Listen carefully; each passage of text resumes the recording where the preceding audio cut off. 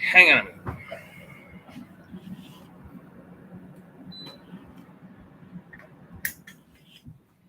I'm getting ahead of my skis here.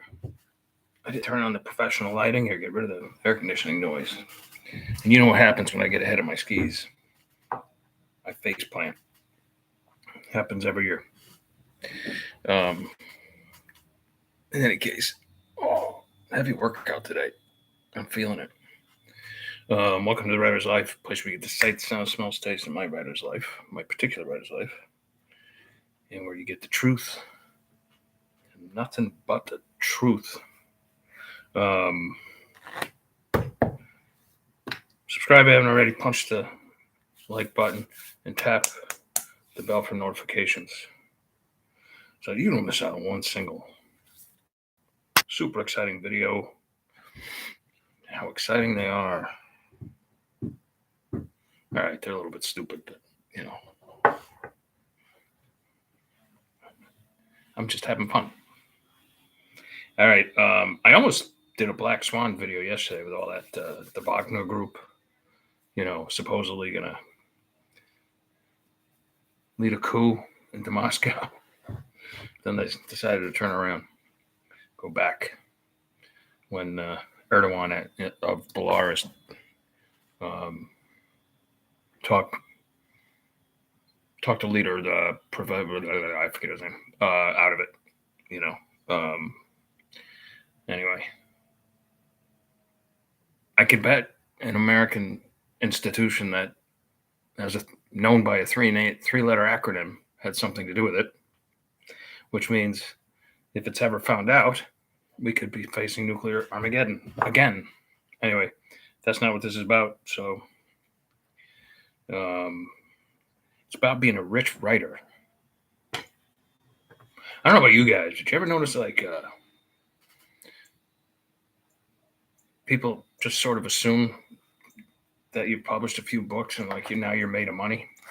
It's just like nothing could be further from the truth, right? And I've written a lot of books, like I've said before, I've had a lot of money, lost a lot of money, I've had a lot of money, I've lost a lot of money.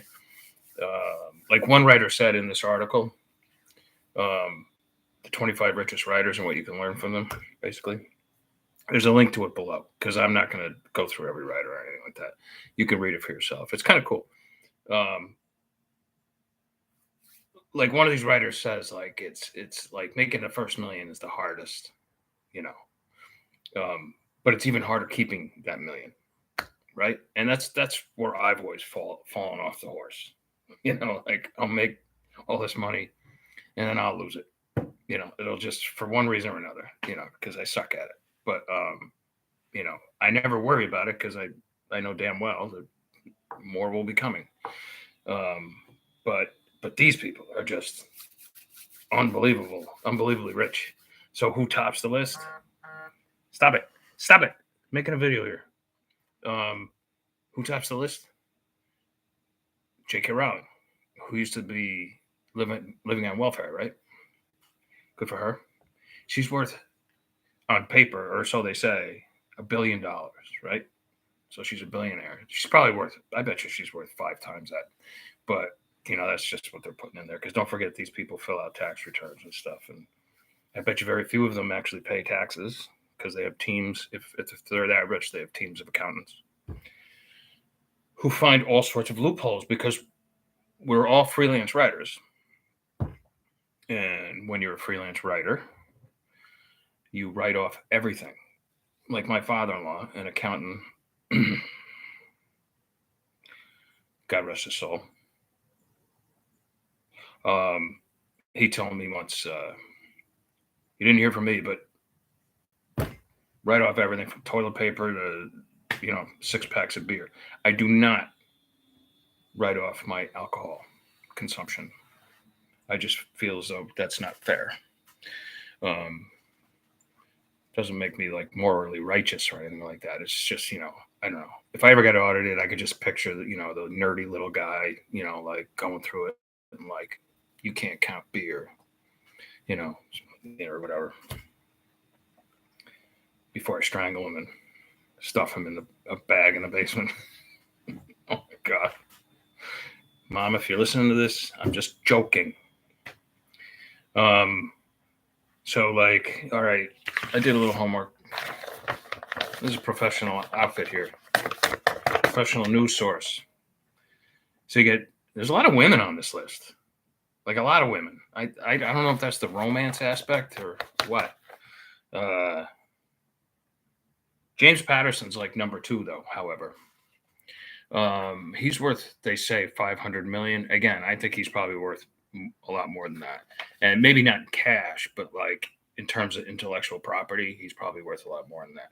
You got Clive Cussler, who's dead, but his estate lives on, and so does his brand. I think I've never been asked to write a Clive Cussler book, but I know of one guy who has, and he said he'd never do it again. And I know a few people who have written for James Patterson, and 2 out of 3 of them said the same thing. I'll never do it again.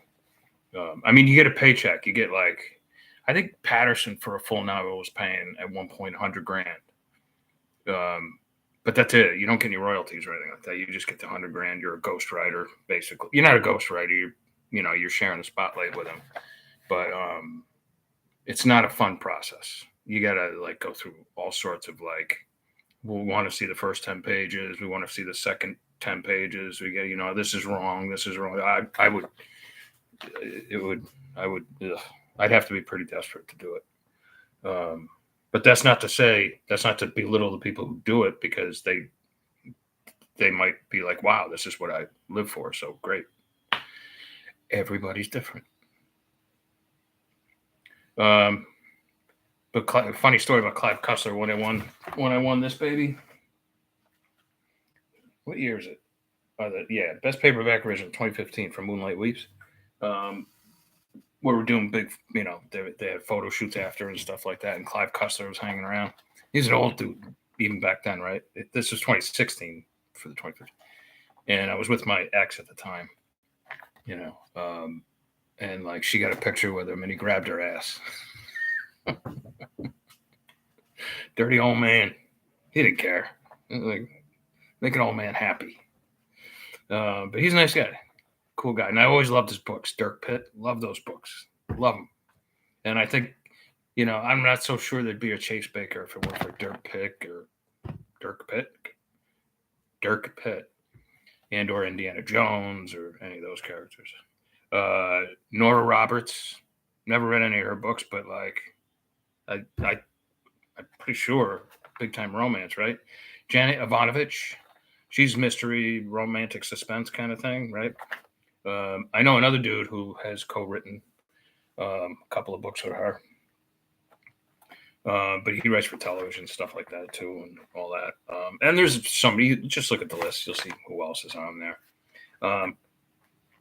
They all have, so this, you can, this is something you can learn for any kind of business, but what do they all have in common? They're all, for the most part, they're all prolific. Patterson invented the assembly line for books. Well, actually, he didn't. The pulp writers of the 20s, 30s, 40s, 50s really invented the assembly line. But it was lost. It was a lost art until Patterson picked it up again in the late 1970s and said, like, I think he even came out and said, like, I'm going to like write a book a month or something like that. Stephen King's on the list. He's another one, right? He's just constantly putting out material, constantly. And he was dirt poor at one point. So they all like most of them, like 2/3 of the list, if not more, are the writers are prolific. You got to have it, aside talent. You just can't go on talent alone. And the second thing is they all try to develop an individual style. And you're probably thinking to yourself, like, well, how the hell am I going to develop an individual style when I'm editing so much and having other editors edit and developmental editors pick at it? Well, how am I going to be individual? How am I going to stand out? Well, you probably won't. That's why these days, I only write one clean draft. If you polish a rock, So you find a nice rock in the stream or something like that, and it's got little edges, and it's got this, and it's got that, and make it's unique. But if you polish the crap out of it, it's just going to be like any other like round piece of stone. It's not going to be individual. So it's your first good draft that really that's where your voice comes out. That's where those it's just those little things that are like, oh, I could tell this is a Zandri novel right off the bat. Like it or love, like it or hate it. The third thing, I think I said two things, but there really is three things. Um, and I'll go back to what I was saying a couple of days ago. Serendipity. Um, a lot of these people just happen to be lucky. There's equally as talented writers out there who have to teach for a living, just to pay the bills or whatever. These, people are in the right place at the right time, got the right editor, got the right publisher, maybe, or maybe by now some of these people have their own publishing house, like I do. So luck, I think when the remains, when I hit it with the remains, not the innocent, not that one, but when I hit it with the remains and it went ballistic, and sold like, I don't know, I outsold the entire publishing house in a single few weeks. I was actually on the way out of that publishing house at the time. They were about to show me the door, but then I like outsold everybody. It just happened. It happened to be September of 2013, I believe it was. And I sold like, I don't know, like 100,000 copies of the remains, like maybe in a few weeks. And it hit the Amazon overall #1 spot, and they sent me a photograph, that like that. And then they gave me that thing up there. And so they signed me for 2 more books. And one of them did really well. The last one, the editor left before it came out, so it was orphaned. And that's always a disaster, but that's for another video. But that was just luck. That wasn't planned. All the things just came together, and, it was just like one of those things. And the time with The Innocent, when that did the same thing, it was just one of those things when I kind of hit it with, what's the Shroud Key, like that. I didn't know that series would take off and stuff like that. And, so, you kind of can't plan this stuff, but I find that the more prolific I am, the more lucky I am. So there's a lesson to be learned in that too. All right, that's all I got for you today. I hope you're having a great weekend. It's Sunday. It was supposed to storm today, but it ended up being a beautiful day. I wish I could have fished today, but I just too busy with the word counts. Maybe this week, maybe Wednesday. All right, I will catch you guys tomorrow, God willing. Ciao, ciao.